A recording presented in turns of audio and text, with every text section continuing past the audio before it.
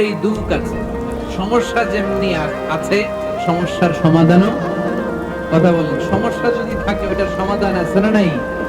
আল্লাহ never creates lock without its key. আল্লাহ এমন কোন তালা বানায় নাই যে তালার জন্য চাবি বানায়, ঠিক কি না? তালা যদি বানায় ওই তালার কি আছে? সমস্যা যদি থাকে ওইটার কি আছে? এজন্য কষ্টের পরে আনন্দ, দুঃখের পরে সুখ চিন্তা করার সুযোগ নাই। সবশেষ আল্লাহ গাইডলাইন দিলেন। প্রথম গাইডলাইন, فَإِذَا فَرَغْتَ فَانصَبْ وَإِلَى رَبِّكَ فَارْغَب। فَإِذَا فَرَغْتَ فَانصَبْ।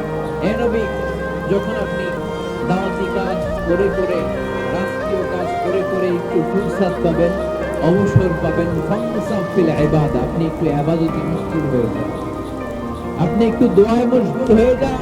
ওয়াইলা রাব্বিকা ফারগাব, আর আপনার রবের দিকে মনোনিবেশ করুন। ব্যথা যদি পান, কষ্ট যদি পান, আমারে বলেন, করে বলেন। কিন্তু আমরা ব্যথা পাইলে শেয়ার করি কোথায়? সবার আগে ইবুকে পেয়েছি, কষ্ট পেয়েছি, দুঃখ পেয়েছি, কোথায় শেয়ার করি?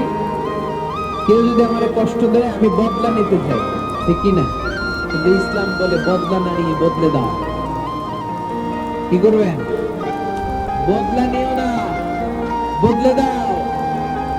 আল্লাহর কাছে বল, বন্ধুর কাছে বলার আগে, স্ত্রীর কাছে বলার আগে, ফেসবুকে শেয়ার করার আগে, কষ্টের কথা শেয়ার করবো তার কাছে। বিষ্ণু ইসলাম আমাদেরকে এটাই শিখিয়েছেন।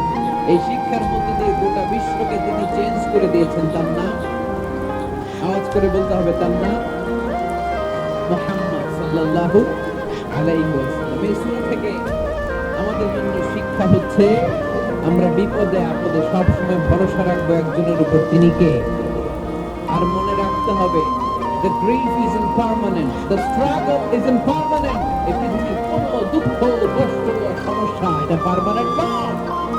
সমস্যার পরে সমাধান আছে, দুঃখের পরে আনন্দ আছে।